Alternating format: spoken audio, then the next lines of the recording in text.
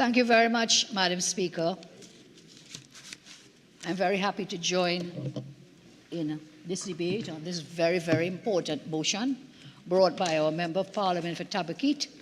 And I want to congratulate her for her contribution delivered in this honourable chamber today. The member approached this debate in a very surgical fashion. Correct. I was very impressed because it wasn't just to stand here and condemn with specifics, but she gave us a framework of the policy documents of the Ministry of Education. And it's interesting that the Minister of Education has not defended the ministry and the work of the government with respect to the policy framework outlined in their own documents and exposed by the Honourable Member for Tabaquite. I trust that maybe some other member may take up that challenge, because thus far there has been absolutely no real answer, Madam Speaker, to the points, the comments, and the matters raised by Member for Tabaquite, Mr. Anita Haynes. So I thank you. I rise, I feel it's very important to speak on this. You may recall most of my political life in the past was spent in education. I was very proud in the Pandey administration to serve as Minister of Education at a time when Mr. Pandey was himself a serious person pursuing educational initiatives and policies and programs, and I was very pleased to have that honor and privilege to serve with him, because we really pushed the education sector forward in that period of time. That is when we had the groundbreaking policy of not one single child will be left behind in the country. That is when we built schools all over the country. I remember the Honourable Member for Diego Martin Northeast said we were building schools with parrots and duens. I remember all of that. Didn't stop us, because we built them throughout the length and breadth of the country. And so you might have been one of those parrots flying around, flitting around. I wouldn't call him dead when in the house. I'll save that for somewhere else. So we really did a lot of work in that period. And for my own self, and for so many of us in this chamber, we see the benefit of education. We see how important it is for education. I would not be standing here today, Madam Speaker, or for the last many years I've been in this chamber, or as Attorney General, Minister of Education, Prime Minister, if it were not for the opportunities I got for education. I was a girl who attended school in Superior barefooted. Today I'm happy to wear shoes in this honourable chamber, in this House of Representatives, to represent the thousands of persons that our great party represent in this House. I'm very pleased to do that. So you see, I didn't like the Honourable Minister referring to the member of Tabaquite as a Rip Van Winkle. Yeah. Because if we don't know where we've come from, we will never know where we have to go. And so the member for Tabaquite, she referred to as Rip Van Winkle. Well, I'll ask the Honourable Minister, you better go back and do some of that Rip Van Winkle work. Look at the past, look at what we did, see what happened, and see how we did it, and build on it. So while you say the member was looking at the past, she was looking at the past to help inform the future. And if the government did the same, I dare say that their performance in education would be far greater than what it is today. If you look at the past, you would have seen so many plans and programs and strategies that brought our education sector to number one in the world. I'd be proud to say that. Once we were there, we were praised by so many international organizations, and of course, right here in our own country. So, my first stint in the Ministry of Education, that is when we pioneered universal secondary education for our nation's children. So many would not have had that kind of education. That is why when I became Prime Minister, we pioneered universal childhood education, early childhood education. Early childhood education. And when we come now, look at just about more than 8 years, there's about 8.5 perhaps, but more than 8 years thereafter, we have seen the incompetence and the failures of this government, which has reduced our education sector into a war zone. Not just with respect to performances, but a war zone. In the past 2 months of this year, we have been inundated with headlines from the daily media of children being beaten to the point of hospitalization by fellow students. of children being traumatized by all the gunfire and murders taking place outside their schools in broad daylight, while they're supposed to be in there learning. And government, once more, they throw up their hands in the air, and admit they simply have no answers. I'm shocked at a time when we have just buried this 11-year-old child in our country, that Minister of Education, who has a responsibility for all the children of our country, did not find one word to talk about school violence. Not one. Not one. Violence in the schools and violence outside. No, I didn't hear anything. If you did, please correct me. But I heard absolutely nothing about the government and the ministry intends to treat with the school violence in our schools. You can imagine as a parent, Madam Speaker, not to bring you into the debate, but any parent, that when you send your child to school, man, you're not sure if that child come back home, you know. You're not sure if the child is coming back damaged, injured, brutalized. And worst of all, if that body will be brought in a body bag back to their homes. What are we doing about that? Anyone on the other side talk to us about the school violence. Minister held some symposium or some consultation recently with the business sector, I believe, and was seeking help from the business sector. I'll pull that out from a newspaper article I read earlier this year about school violence. The Express editorial referred to that meeting, dated February 21, 2024. Express editorial.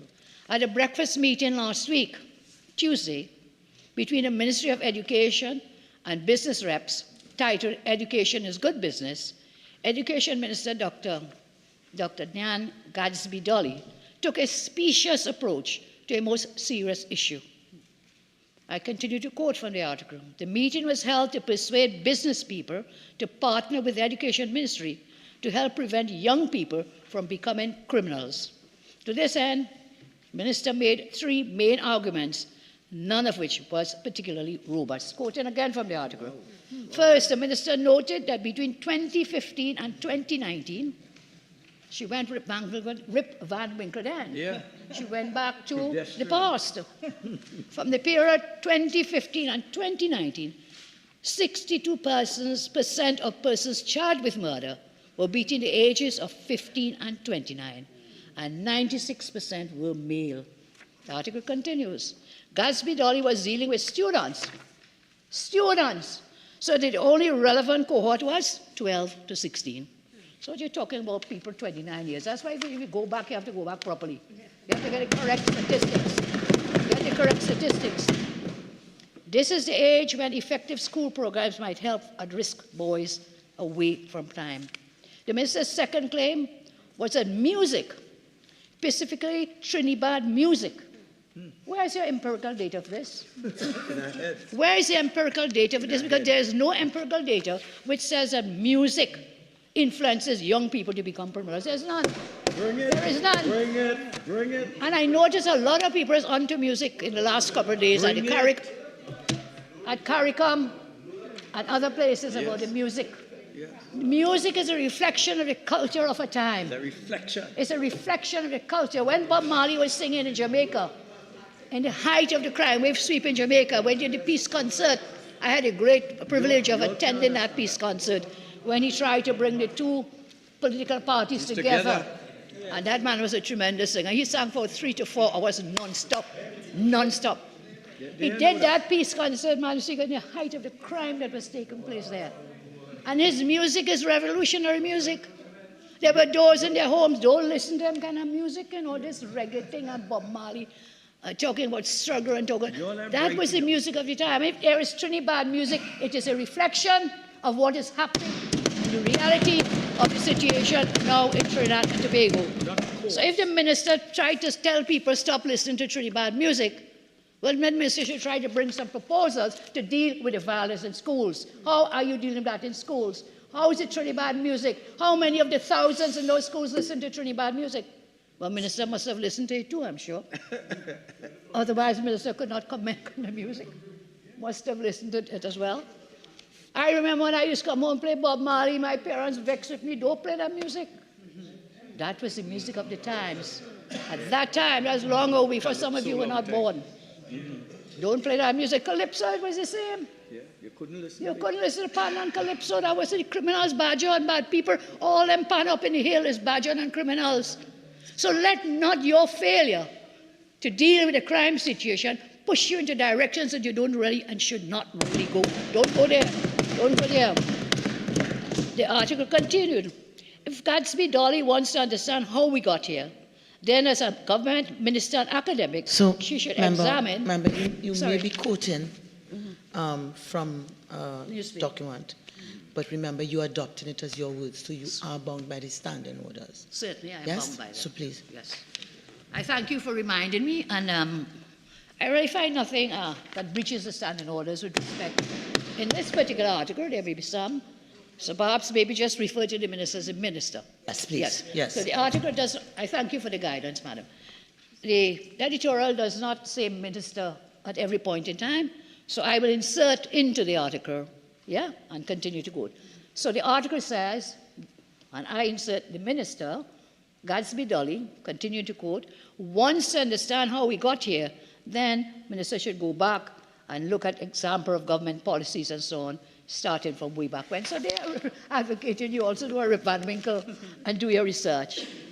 The article continues, without a real partnership with the private sector and other stakeholders, the ministry will only continue putting plasters on educational scores that have been fostering for many years. Madam Speaker, I recall 2 years ago, June 24, 2022, when a similar motion to this one was brought in this honourable House, and the Honourable Minister of Education, same present minister, made the very promises that were made today. The Hansard report of a contribution then quotes her saying, yes, we are visiting those schools. We are speaking to students. We are speaking to principals to understand their challenges. We have met with principals of the schools that need the most support, and we have listened to what they have said to us. And we are formulating now with them a program that deals specifically with how those schools operate, because they must operate differently. They have students with different needs.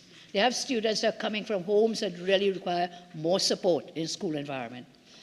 And if Hansard continues, with the collaboration with the Ministry of National Security, Ministry of Education, these are the words from the Hansard of the Honourable Minister, Ministry of Youth Development, National Service, the Ministry of Social Development and Family Service, our education stakeholders, the peer mediation department of the Ministry of Sport, all of us working together to bring a formal system to the Cabinet, which will be there in the next 2 weeks. Madam Speaker, this was June 24, 2022. June 24, 2023 came. And now we are moving into June 24th again, 2024. So over these years, these promises continue to be repeated. And as usual, P&M promises never materialize. The minister spoke about all the collaboration, talked about it's been done in 2 weeks. Minister of Words about 2 years ago, which, as I said, never materialized. The reality is, this government has failed miserably to implement any policy or program to halt or reduce the worsening violence in our schools. They have failed to put any policy or program. I'll do a little Rip Van Winkle and perhaps ask the minister to do some herself. Under our administration, we never went begging to the private sector in that regard. Under one of the best ministers of education, Dr. Tim Gopi Singh,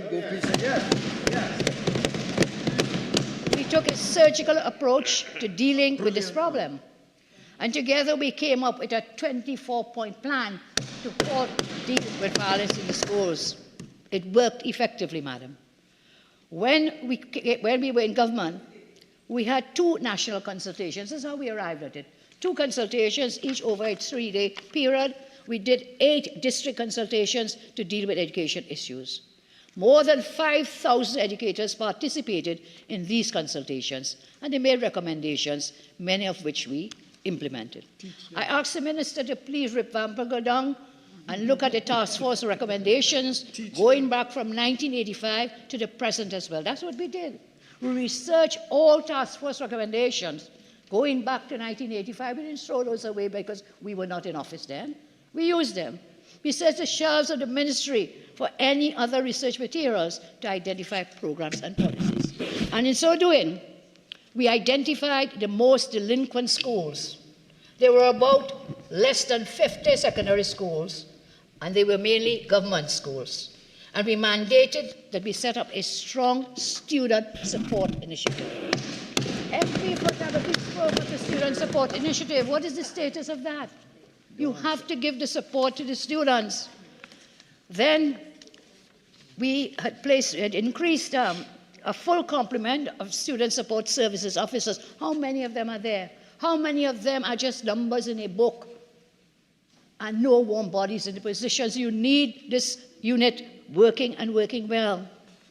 They contributed to guidance counseling, guidance officers, school social workers, educational behavioral, clinical psychologists, and even psychiatrists help the students. Madam, so it's not good enough to come and talk about toilet paper issues here, you know, about broken sewer line and desk and chair. Don't guide me, madam. I am guided well enough by the Lord. Don't try to guide me. You seek guidance yourself.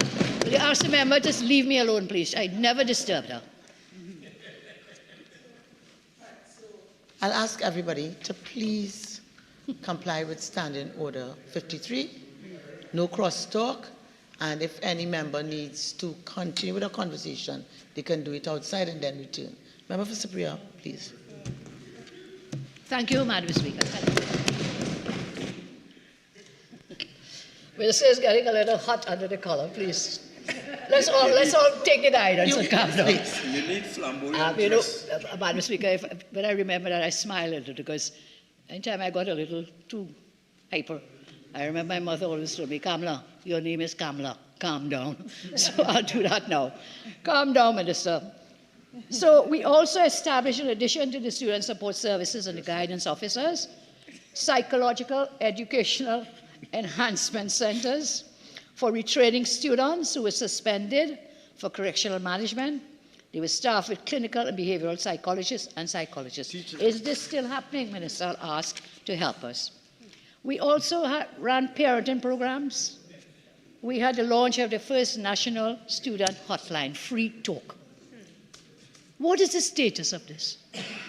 If students are troubled, they need guidance, and they may not even want to speak to someone in their own home, we had Free Talk, a student hotline. Is this still operating? Is it working? My information is that hotline has been shut down. We established the National School Code of Conduct, Circle of Hope in each classrooms, where students got a session on a weekly basis to interact and to deal with experts in fields. We had about 170 school safety officers. I would like the minister to tell me we have more now, because that's going to help us dealing with the issues happening. We increased the amount of CCTV cameras in the schools. We implemented a system where students, look, it was a 24-point plan. It is there on the ministry shelves. And what I'm asking the minister, please take a look at them. These worked and worked well, and they can do so again. You don't have to import it wholesale, but at least, you know, if you don't want to look back, you cannot stand still. You have to go forward. You say you're not perfect, or we agree you are not perfect. None of us are. We are not. But you cannot stand still. You must be developing strategies going forward. We had crisis management teams in schools. Do we still have these? We had learning enhancement centers in districts for educational, behavioral, deficient students, difficult students, mentor-mentees programs, part of citizen security, research in various schools, and other critical issues. And all of these impact on what the minister spoke about today. And the minister was being less than, well, no. Maybe not deliberately so, but the minister really used a wrong baseline to talk about academic performance. If you're looking to see, are we improving in academic performance, are we dropping, you don't use a false baseline. You don't use the lowest baseline because you have nowhere else to accept. If you go up 1%, well, yes, we did better. The minister used the year 2022. 2022, which was which year, ma'am? COVID. Performances in the exams, COVID. Students not attending school, no devices, no school. Using 2022 as a baseline, look, we have the numbers, but time will not permit. 2022 is amongst the lowest performing year. And therefore the year do revamping again. Go back to 2014 and the highest performances were under the partnership in 2014. Go back. Don't be afraid to look backwards. What they say, people who, their mistakes are doomed. If you don't look back at them, you're doomed. You're doomed to repeat them. So go back and check. 2014, their policies caused a decline. They used 2022. Caused a decline even pre-COVID, madam. We look at student performance. The high year, 2014, our last year in a full year in our fiscal year in office. So first fiscal year they are in office fully, there was a decline in 2016. Anita reminds me, decline 2016, I'm sorry. MP Tabaquite. Yes, sometimes you get too familiar. I apologize to the MP, Honorable MP for Tabaquite. 2016, it fell from our 2014-15 time. 2016 fell. 2017 fell. 2018, 19, 20, 21, 22 dropped, decreased the performances. And then you pick up that low one in 22 in the COVID year to say, boy, we're doing so good now. Decline before, this is a fact, the numbers are there. This is empirical evidence, Madam Speaker. This is not coming out of hat. I'm not pulling rabbits out of hats. This is empirical data that everyone can take a look at. So school performance, Minister spoke about, decline. School violence I've spoken about, and there are other items I mentioned already about doing a Rip Van Winkle to try to learn from some of the better practices, and certainly, if not take them wholesale, improve upon them. I turn now to school infrastructure, the motion in Part B of the motion. The motion talks about infrastructure, and MP for Tabaquite, Honourable MP, spoke about infrastructure here in what is happening. The minister spoke about the number of schools. How many? So many schools, And think about if you had a house, when you have a house, if you have a house, and everything going wrong, and you had to look after the water, and look, you're not running a house. You have responsibility to run the government Ministry of Education and your government. And you are allocated millions of dollars every year to do so. So don't come and compare running your house. Maybe you are doing that perfectly well, I can't say. I know we have problems, all of us, in our homes. You can't compare, it's chocolate and cheese, or it's like what, oranges and? Apples. Oranges and? Apples. What else we have here, mango? Watermelon. Let's go local. Oranges and mangoes. So, millions of dollars every year, Minister. Minister, you are a bright person. You can do better than that. You can do far better than that. Very bright person. School infrastructure then, naming the number of schools which fall under the ministry's portfolio. Yes, there are many schools. I was there once. And since I was there and left, we had many more schools that were built and constructed. And, but I want to ask this Honourable Minister and anyone in the government, on the government side, how many schools have you built? 0. How many schools have you built? If you had what? Yes, well, why did you disband it then? Minister? I'm sorry, a member. Honourable member. You don't remember? Yeah, but remember, okay, with respect to the crosstalk, the conversation is not going this way. I could understand the banter. Please. Thank you, madam. Yes. Thank you very much.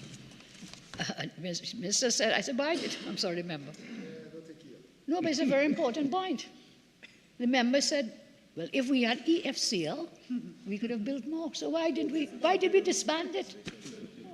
It's an admission then that we had something that was working. We had something that was working. So I again ask the question, how many schools has this government built with the millions of dollars allocated to the Ministry of Education? 0. How many? Perhaps someone else will tell us how many constructed. How many schools were built under this government in the 8.5 years? I want to Rip Van Winkle again. We completed 106 schools under my administration. And I remember in this chamber, the Honourable Member for Diego Martin was asked with school, where, how, when, what, where. And the same then Member of Parliament, former Minister of Education, stood in this house and read out the list of the whole 106 schools. Read out the whole list. Whole list. All. And then many of the schools, some were almost complete, 98% completed, 48, 50, 60, 70% completed. And this government, I don't know if it's spite or malice or ill will, but willfully neglected to complete those schools. Willfully neglected to complete those schools. They left the schools to decay, to be destroyed by vandalism, vermin, bush growth, and dilapidation. And then of course, the bandits, you know, they're always on the move. A lot of it was stolen. They went in and stole window and washroom outfittings, vandalism, electrical fittings, and then, of course, the general wild bush. I think the MP for Oldpuch East, Dr. Mullah, talked about vines, Karali vines covering all these schools. They refused to do them. Why? Maybe, as Honourable Member Sanford East mentioned, maybe if we had the EFCL, they may have completed them. Now, students are made to live and study in cramped conditions, makeshift conditions in manders and mosques. Thank God to these religious organizations who put forward their buildings, their spaces, when the government failed in their job. There are many examples in my own constituency. Oh God, it is so painful. They sent Dominic's RC school. Almost every other day, the parents are outside protesting because their children are cramped into some public space. Why can we not fix the school? Reform Hindu school, Presal, I think primary school, so many schools.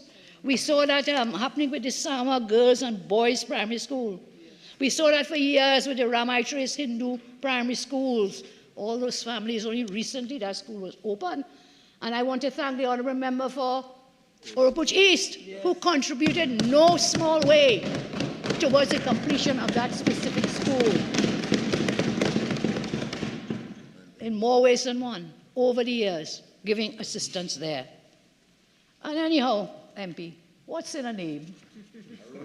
A rose by any other name, as Shakespeare told us, is still a rose. And so that school, for years, MP brought matters before this Parliament to have that school finished. The same thing happened to the Sama Girls and Boys School.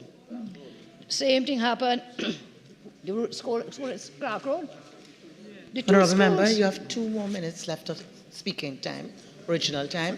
You're entitled to 15 more additional minutes to complete your presentation, if you wish. Okay, you may proceed. I would say that went very fast. Thank you all very much, as Honourable Member, members in the chamber. Thank you for your time. Thank you for sharing for this motion. So, many schools all over, the Sama Girls and Boys School. It was 58% completed when we demitted office. This government took 6 years to finally open it. And the issue in the Parliament, as well as protests by parents and so on. So over the 5 years, these schools were not open, not complete. These students were in very cramped, more time will I stop, please? Cramped conditions. 15 minutes, yep. Bye. Member for Superior, your full time ends at 3:52:54. Thank you very much. And then we have this school right up here on the corridor, St. George's College, Barataria. Lack of maintenance of infrastructure, slow pace of repairs. This school serves government's most recent example, serves to show us. Most recent example of the slow pace of repairs, lack of maintenance of school facilities. The ceiling of the school fell in the hallway after heavy rainfall on October 10, 2022. Only just missing a staff member. If there was proper maintenance, these facilities could have been identified and replaced. I was in a school on Monday night. I think we were at the Presal Secondary School. And before we applied and got permission to hold a UNC Monday night report there, And before the guys went in, our team went in, they had to fix certain things in the ceiling. We didn't mind. We helped fix ceiling. And throughout the whole meeting, some little creepy crawlies were dropping on people. But what is this? I am told they were spiders, little tiny spiders. Can you imagine those children in that school every day, madam? And yes, as you say, in your house you have simple matters to look after. In the schools, you have far more serious matters to deal with. So this is St. George's College Barataria, all inconvenience to everyone. And again, if we do a Rip Van Winkle, I wouldn't do that right now because I only have 15 minutes left, you will see the amount of work we did. Out of the 123 schools in fiscal 2014, or last fiscal year, 123 schools benefited from school repair programs.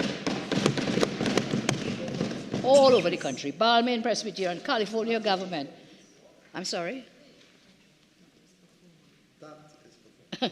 Kearney Hindu, Chagonas RC, Charleville Presbyterian, Coover AC, Edinburgh Government Primary, Kumana RC Primary, Grand River AC Primary, Whitecoat Presbyterian Primary, Matlot Community RC, North Oropouche RC, Celibia Government Primary, Sandy Grandi SDA, Tamana Hindu Primary, Toko AC Primary, Upper Guayco RC, Valencia RC, Chinapoo Government Primary, Diego Martin Girls RC, yes, Diego Martin Girls RC Primary, La Siva RC, Morva New Government Primary. Look, the list goes on and on and on. And this, again, you will see it in the PSIP. The evidence for this is in the PSIP for the last fiscal year we were in office. We did works on 150 government-assisted primary schools across Trinidad in 2013. I will not give you that whole list again, madam, for fear of boring you to sleep. I will not give you the whole list. We had procurement of furniture and equipment in many schools. Again, the PSIP tells us everything is all there in the government's own books. Reconstruction work, moving along. Early childhood education centers, many of these were built. How many have you built? None. How many for the early childhood? I asked for schools generally, but the early childhood, that was something that we were on top of the world with for early universal childhood education. Secondary schools, and that's a track record for school infrastructure, and my colleague spoke more specifically to this in her 12 minutes. I have 12 minutes, yeah. I'm just looking for a piece of paper. Special education delivery, which is also in the motion, which is in Part B of this motion before this Honourable House, speaks to government's failure to implement data-driven measures. Thanks. To make the delivery of special education more equitable and accessible to the citizenry. In an article published in the Loop News website on June 14, 2023, about a year ago, the Education Minister is quoted as saying in the Senate, in response to a question, that 7,773 students from ECC, primary and secondary schools across TNT had been diagnosed with some sort of disability or having special needs, and not all of them were receiving treatment. This is, as I said about a year ago, 7,773 students in our school system, Minister identified as saying they had some kind of learning disability. Now, Madam Speaker, my colleague, the member for Tabaquite, spoke about the special education and really the lack thereof of any real attention being paid to our children with disabilities. Madam Speaker, US businessman Arnold H. Glasgow, he once said, and I quote, "One of the tests of leadership is the ability to recognize a problem before it becomes an emergency." The minister having identified over 7,000 children, can the minister tell us what has been done? What is being done? And the minister admitted today, and I think MP for Tabaquite, that the majority of the schools offering special needs education were private schools. Where is the government in all of this? We are on record, Madam Speaker, we Rip Van Winkle again, of having recognized this was a major problem. When this government came into office in 2015, they discarded the trailblazing work we had begun to deal with special education. An article by Radhika Sukraj in The Guardian, September 5, 2012. It's a headline, Government Plans Schools for Special Children. Then Prime Minister, we talked about delivering schools for special children, special needs, and Dr. Gopi Singh as well went forward and we established certain criteria and protocols to deal with these special schools. I'm very happy of the work we did and very distressed to say that they have not, this government has not continued its work when it comes to special education needs. Indeed, they shut down that school in Calsterfield. That center was a learning disability center shut down. It was only through the hard work of MP Vandana Mohit and Mayor Faik. We were able to source a place. Member, and you know, I realize today it's been a challenge. So you can say MP Shogunas East. For just the MP's name. No. What the standing order says, you refer to them, either their portfolio or the constituency. The Honourable Member for Shogunas East and His Worship the Mayor of Shogunas and others within that community, we were able to source a space for those persons who had been evicted basically out of that enrichment centre in Calstonfield. A letter, again, an article in 2015, then Minister of Education Tim Gopi Singh said that there were 2,000 primary school pupils in need of special care and that certain steps were being taken to handle this. Today, the government has spent close to $70 billion in the education sector, and I must say I have seen no evidence of help being offered to children with special needs. So, Madam Speaker, that is another area that the motion speaks to in terms of failure of the government to take care of your children who are the ones most in need. So I come now finally to curriculum development, again, which is a part of the motion, part C of this motion, and my honourable colleague member for Tabaquite raised this matter. Curriculum development to reflect our labour needs, having limited access to tech work training and qualifications. This is a very, very important area, and I pay tribute to former Member of Parliament, then Minister of Tertiary Education, Fasal Karim, the late Fasal Karim. The member for Tabaquite mentioned the program, and I guess in the haste of time, did not give credit to the then minister for that program that is set up, which was, you could be a good tailor, you could be a good dressmaker, you could be a good plumber, you could be a good carpentry man. All these skills, the tech work skills, you could be all of these and you have no piece of paper. And so we had set up a program under my watch in government with Minister Karim, the late Minister Karim, for persons to come in, as the member told us, member for Tabaquite told us, to be assessed and be given a certificate. You know, we want to see paper. When is the certificate? And it was a wide range of skills, all needed in everyday life. Not everybody could go to university and get a university degree. Not everybody could come out with the 5 GCE or the 3 A levels or whatever, but they're very good with their hands. They have skills. As I say, you'll be one of the best hairdressers, but you don't have a piece of paper. The best carpenter, the best plumber, best tailor, etc., etc. And that is what that program was for. And we did it under something known as the NESC, National Energy Skills Training, and other centers where people could go in and get assessed. And if you were not assessed and you did not pass, give them help to improve your skills. What has happened to that program? I believe all those centers have been shut down. What has happened to those? So if you look at those, we can increase tech work. We need tech work. MP Anita spoke about MP for Tabaquite spoke about this tech work training, and then we came to the point that we don't have enough teachers because why are we not training and we are not accrediting those who have the skills, then we will never have enough teachers. It will be like a children of Sisyphus. Each time you roll the ball up the hill, it rolls back down. So that is a program I think that should really be re-examine.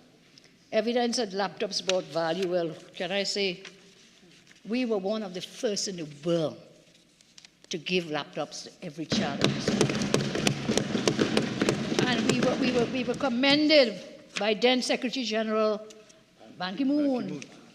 I was there. You know, we were there, President Obama, he called upon the business sector to give laptops after we had already given and had started to give this laptop. What kind of brain in the world would shut down such a program? What kind of thinking would shut down such a program?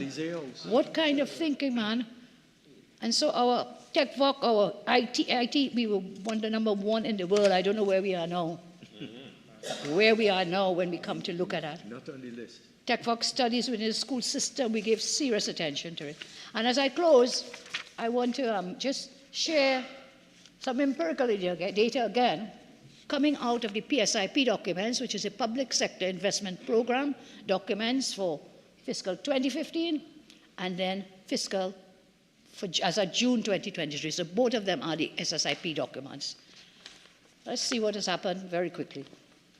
When we look at helping you prepare for employment, in June 2015, or last fiscal year, there were 771 trainees enrolled. In June 2023, which is the last data I have under this government, 208. Cut and reduce. Help loans. When we were in office, 2,233 persons got help loans. Coming to June 2023, 440 loans. So Minister boasts about 500 were bursaries. I said, you can't just do that. There must be other ways that you help people. Another program, the multi-sector skills training program, is known as the MUST program. Our last year in office, June 2015, a total of 3,210 persons were registered. We come down to June 2023, 190 trainees were enrolled.